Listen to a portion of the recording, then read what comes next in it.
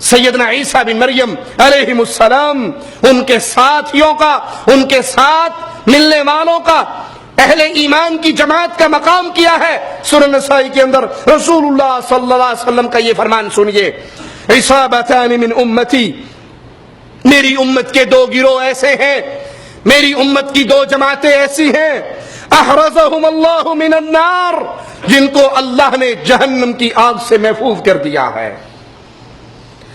میری امت کے دو گروہ وہ خوش نصیب گروہ ہیں جن کو جہنم کی آگ سے اللہ نے بچا لیا۔ عصابۃ تغزو الہند، ایک وہ گروہ جو غزوہ ہند کا مارکا لڑے گی، ہند کو فتح کرے گی، وہ عصابۃ تکون مع عیسی ابن مریم علیہ السلام، اور ایک وہ گروہ جو عیسیٰ علیہ السلام کے ساتھ ہوگا۔ ایک گروہ جو ہند کو فتح کرے گا، غزوہ ہند میں شریک ہوگا، اور ایک گروہ جو عیسیٰ علیہ السلام کے ساتھ ہوگا۔ اللہ ان دونوں جماعتوں پر جہنم کو حرام کر چکا ہے۔ غزوہ ہند سے اس حدیث میں مراد، کچھ محدثین کہتے ہیں کہ محمد بن قاسم رحمہ اللہ، جنہوں نے سب سے پہلے ہند پر حملہ کیا۔ یہ تو آج کی تقسیم ہے نا، انڈیا، پاکستان، سری لنکا، بنگلہ دیش، اصل میں پہلے تو یہ سارا ہند کہلاتا تھا، اور سب سے پہلے محمد بن قاسم ثقفی رحمہ اللہ نے یہاں پر حملہ کیا۔ ان سے وہ مراد ہیں۔ کچھ علماء، کچھ محدثین کا یہ قول بھی ہے کہ یہ قیامت کے قریب جا کر ایک مارکا ہوگا، اس سے وہ جماعت مراد ہے، وہ مراد ہو یا وہ۔ لیکن آج جو لوگ کشمیر کے اندر جہاد کر رہے، لڑائی کر رہے، جنگ کر رہے، وہ اس حدیث کو اپنے لیے بہت بڑی دلیل سمجھتے ہیں۔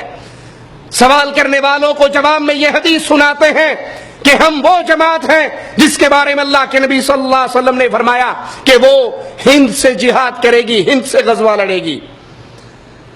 اللہ کے لیے غور کیجئے، یہ حدیث آج لڑنے والوں پر فٹ نہیں آتی۔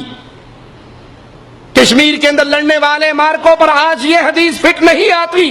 اس کی وجہ کیا ہے؟ اس کی وجہ یہ ہے کہ کشمیر میں جو جنگ برپا ہے، اس جنگ کے پیچھے دو بڑے نعرے ہیں۔ پہلا نعرہ کشمیر بنے گا پاکستان، دوسرا نعرہ کشمیر بنے گا خود مختار۔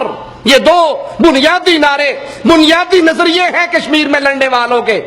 اگر کشمیر پاکستان بنے یا کشمیر خود مختار بنے، دونوں صورتوں میں توحید کا نعرہ نہیں ہے، اسلام کا نعرہ نہیں ہے، یہ وطنیت کی جنگ ہے، یہ ملک کی جنگ ہے، یہ قوم کی جنگ ہے، یہ وطن کی جنگ ہے۔ اس جنگ کے اندر اسلام کی ذکر رہی ہے۔ وطنیت کی جنگ اسلام نہیں ہوا کرتی، قومیت کی جنگ اسلام نہیں ہوا کرتی، ملکوں کو فتح کرنے کی جنگ اسلام نہیں ہوا کرتی۔ اسلام کی جنگ کی بنیاد لا الہ الا اللہ ہوا کرتے ہیں۔ اگر وہ جہاد اس کی بنیاد لا الہ الا اللہ ہے تو پھر اسے تسلیم کیا جائے گا، اور اگر اس کی بنیاد کشمیر بنے گا پاکستان یا کشمیر بنے گا خود مختار، تو پھر یہ جنگ قوموں کی، وطنوں کی، ملکوں کی، ٹکڑوں کی سیاست کی لڑائی ہے۔ اس پر اسلام کے جہاد کا لیبل نہ لگائیے۔ مالک کا فرمان سنیے، وَإِنِ اسْتَنصَرُوكُمْ فِي الدِّينِ فَعَلَيْكُمُ النَّصْرُ، اگر یہ دین کے اندر تم سے مدد مانگے تو پھر تم پہ ان کی مدد کرنا واجب ہے۔ اگر دین کے اوپر، دین کے نام پہ مدد مانگے، وطنیت کے نام پہ نہیں، قومیت کے نام پہ نہیں، آزادی کے نام پہ نہیں، آزادی کی تحریکوں کے نام پہ نہیں، بلکہ یہ تم سے مدد مانگے دین کے نام پہ، پھر تمہارے اوپر واجب ہے کہ تم ان کی مدد کرو۔ اور آج جو لڑائیاں ہیں وہ وطنیت کی ہیں، وہ آزادی کی تحریکیں ہیں، وہ قومیت کی تحریکیں ہیں۔ اور اس کی دلیل کیا؟ یاد رکھیے، جب لا الہ الا اللہ کی بنیاد پہ مارکا ہوگا تو اللہ کی قسم لڑنے والے صرف اہل ایمان ہوں گے۔ لا الہ الا اللہ کی بنیاد پہ جنگ ہوگی، لڑنے والے موحد ہوں گے، لڑنے والے اہل ایمان ہوں گے، لڑنے والے اہل توحید ہوں گے۔ آج کی لڑائی میں مشرک بھی لڑ رہا ہے، بدعتی بھی لڑ رہا ہے، صوفی بھی لڑ رہا ہے، وطن پرست بھی لڑ رہا ہے، قوم پرست بھی لڑ رہا ہے، آزادی کا نعرہ لگانے والا بھی لڑ رہا ہے۔ جس سے ثابت ہوتا ہے یہ ایمان کی جنگ نہیں ہے۔ ایمان کی جنگ ہو تو حضرت بلگی درگاہ پہ سجدہ کرنے والا کیوں لڑے؟ اگر ایمان کی جنگ ہو تو قبروں کا پجاری کیوں لڑے؟ اگر ایمان کی جنگ ہو تو وطن کی آزادی کے نعرے لگانے والا کیوں لڑے؟ اہل ایمان کا وہ گروہ جو جہاد کرے گا ان سے، وہ سارا اہل ایمان کا گروہ ہوگا، وہ اہل توحید کا گروہ ہوگا۔ اس میں کوئی گھوڑوں کے پجاری نہیں ہوں گے، نہ کوئی قبروں کے پجاری ہوں گے، نہ کوئی شرک اکبر کرنے والے ہوں گے، نہ وحدت الوجود کا عقیدہ رکھنے والے ہوں گے۔ اس میں گروہ ہوگا تو جس طرح محمد بن قاسم کی جماعت میں سارے مومن تھے، مواحد تھے، کوئی مشرک نہیں تھا، کوئی بدعتی نہیں تھا، کوئی شرک کا داعی نہیں تھا، تو اس سے مراد بھی وہ جماعت ہے جو لا الہ الا اللہ کی بنیاد پہ لڑے گی۔ اللہ کی قسم، کسی کو چھیڑنا، طنز کرنا، تکلیف دینا مقصود نہیں ہے، مقصود حقیقت کو سامنے رکھنا ہے۔ یاد کر لیجئے گا میرے ان جملوں کو، اگر بنیاد لا الہ الا اللہ نہ ہو، آزادی بنیاد ہو، وطن بنیاد ہو، قوم بنیاد ہو، پھر ایمان نہیں آیا کرتا، اسلام نہیں آیا کرتا، اسلام کا لیبل لگ جاتا ہے۔ وگرنہ کشمیر کے نام پہ ایک ٹکڑا آزاد ہوا یا نہیں ہوا؟ آزاد کشمیر تو آزاد ہو چکا، کیا وہاں پر لا الہ الا اللہ کی حکومت قائم ہو گئی؟ وہاں پہ سہیلی سرکار کے دربار کی پوجا ہو رہی، وہاں پہ قبروں کی پوجا ہو رہی، نہ وہاں پہ توحید غالب ہے، نہ اللہ کی حاکمیت غالب ہے، نہ عرش والے کا قرآن غالب ہے۔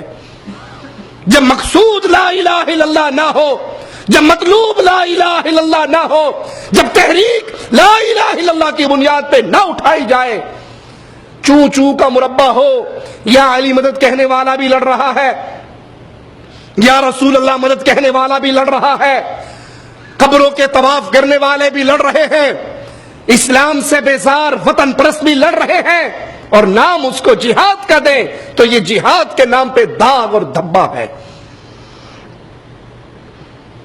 جہاد جب بھی ہوتا ہے، یاد کر لیجئے، جہاد جب بھی ہوتا ہے وہ خلیفے کے جھنڈے کے نیچے ہوتا ہے۔ مصطفیٰ علیہ الصلوۃ والسلام کا فرمان ہے کہ امام ڈھال ہوا کرتا ہے جس کے پیچھے سے جنگ لڑی جاتی ہے۔ خلیفہ کی امارت پر، اس کی خلافت پر، اس کے آرڈر پر، ولی الامر کے حکم پر جہاد ہوتا ہے۔ پھر ملک فتح ہو جائے، علاقے فتح ہو جائے، بستیے فتح ہو جائے تو مسلمان آپس میں نہیں الجھتے، مسلمانوں کے امیر مقرر کر دیا جاتا ہے۔ لیکن یہاں تو صورت ہی الگ ہے، کہیں پہ 10 تنظیمیں لڑ رہی، کہیں پہ 15 تنظیمیں لڑ رہی، ہر تنظیم کا اپنا سسٹم، ہر تنظیم کا اپنا چندہ، ہر تنظیم کا اپنا پرچم، ہر تنظیم کا اپنا نعرہ، ہر تنظیم کا اپنا ترانہ، ہر تنظیم کا اپنا لیڈر۔ اور تنظیموں کے آپس کے چھوٹے چھوٹے اختلاف بھی ہو جائیں، اس تنظیم کے آدمی اٹھتے ہیں دوسری تنظیم کے آدمیوں کو بھون کے رکھ دیتے ہیں۔ یہ خلیفہ کے بغیر جب لڑائی ہو وہ اختلاف افتراق پر باقی رہتی ہے، جب خلیفہ کی حکم سے، اس کے امر سے جنگ ہوتی ہے پھر یہاں پر سکون، امن اور شانتی آتی ہے۔ یہی وجہ ہے اس جنگ کے اندر اگر کوئی قبر پرست بھی مارا جائے، اپنے اتحاد کو برقرار رکھنے کے لیے اس کو بھی شہید کا لقب دیا جاتا ہے، اس کو بھی مجاہد تسلیم کیا جاتا ہے، اس لیے کہ وہ اس میدان میں آپ کے ساتھ ہے۔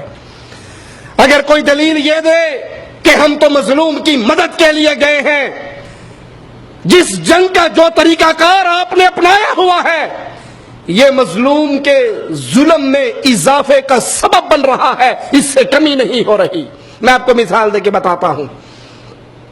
ایک درخت پہ شہد کی مکھیاں بیٹھی ہوں، شہد کی بڑی مکھیوں کا چھتا دیکھا ہے نا، ایک آدمی موٹر سائیکل پر آئے، غلیل میں پتھر ڈالے اور اس چھتے پہ مارے اور خود کک مار کے بھاگ جائے۔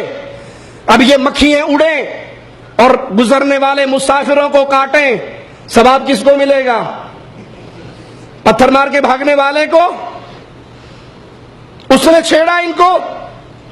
جو طریقہ واردات آج تنظیموں نے اپنایا ہے، ایک تنظیم کے 3 آدمی 4 آدمی 5 آدمی جاتے ہیں، وہ ایمبوش لگاتے ہیں، قافلے پر حملہ کرتے ہیں، 4 میزائل 4 پٹاخے 4 بم 4 شرلیے وہ چلا کے گائیڈوں کے ذریعے واپس بارڈر پار کر آتے ہیں.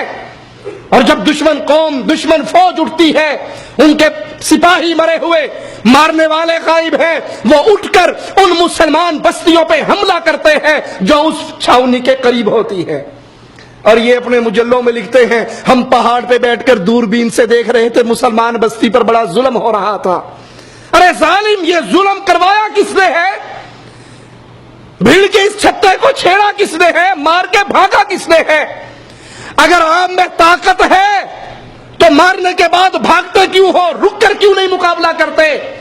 اور اگر آپ کہو ہم تو تھوڑے ہیں، ان کی فوج زیادہ ہے، اگر آپ میں طاقت نہیں ہے تو پنگا کیوں لے رہے ہو؟ اگر طاقت ہے تو مار کر بھاگے کیوں؟ اور اگر طاقت نہیں تو چھیڑا کیوں؟ جائیے اللہ کی قسم، محمد کریم صلی اللہ علیہ وسلم کے دور سے لے کر آخری مسلمان خلیفہ کے دور تک کوئی ایک مثال پیش کر دیجئے مسلمانوں میں طاقت نہ ہو اور مسلمانوں نے کافروں کو چھیڑ کے بھاگ گئے ہو، اور اس کے بدلے میں گھروں میں سوئی ہوئی بہنیں، گھروں میں سوئے ہوئے بچے، گھروں میں آرام کرتی ہوئی عورتوں کو کفار نے اٹھ کر ان کی عزتوں کو پامال کیا ہو، اور مسلمان ہاتھ پہ ہاتھ رکھ کے بیٹھا دیکھتا رہ گیا ہو. یہ طریقہ اسلام کا طریقہ نہیں ہے، یہ راستہ اسلام کا راستہ نہیں ہے. طاقت ہے، ایمان ہے تو آؤ اور کافر کے سامنے ڈٹ جاؤ، اور اگر طاقت نہیں ہے تو اس سے پہلے چھیڑ چھاڑی کرنے کا فائدہ نہیں ہے. ہر تنظیم کا آج دعویٰ ہے، کوئی کہتی ہے ہمارے پاس 70,000 کمانڈو ہے، کوئی کہتی ہے 1,00,000 کمانڈو ہے. اگر تم اس مسئلے کو ختم کرنا چاہتے ہو تو تمام تنظیمیں انفرادی طور پہ وہ سارے اپنے اپنے مجاہدوں کو، اپنے اپنے کمانڈروں کو اس بارڈر پار کیوں نہیں بھیج دیتی؟ اکٹھے جا کر حملہ کریں اور یہ معاملہ ختم ہو جائے 1 ہفتے میں، 1 مہینے میں. حقیقت یہ ہے کہ یہ سیاسی جنگ ہے، تم اس کو ختم نہیں کرنا چاہتے، بلکہ یہ آگ کی ایسی بھٹی ہے، تم چاہتے ہو یہ آگ جلتی رہے، جب بجھنے لگتی ہے 2-4 لکڑیاں اور پھینک دیتے ہو، جب وہ بجھنے لگتی ہے تو اور پھینک دیتے ہو. ارے ان مسلمانوں کی عزتوں سے کب تک کھیلو گے؟ مسلمانوں کے خون سے کب تک کھیلو گے؟ مسلمان بچیوں کی عزتوں سے کب تک کھیلو گے؟ اگر ان کو آزادی دلوانی ہے مل کر اکٹھے حملہ کیوں نہیں کرتے؟ اور اگر نہیں کر سکتے ان غریبوں کی جان کیوں نہیں چھوڑ دیتے؟ کب تک ان کو لٹکائے رکھو گے؟ کب تک یہ ظلم کے پہاڑ چلتے رہیں گے؟ کب تک مسلمان ظلم کی چکی میں پستے رہیں گے؟ یہ طریقہ اہل ایمان کا طریقہ نہیں ہے. اہل ایمان خلیفۃ المسلمین کے حکم سے نکلتے ہیں، نکلتے اس وقت ہے جب اللہ طاقت دیتا ہے، اور جب طاقت دیتا ہے پھر اگر 313 کا مقابلہ 1000 سے ہو جائے وہ اپنا سر سجدے میں رکھ کے عرش والے سے مدد مانگتے ہیں.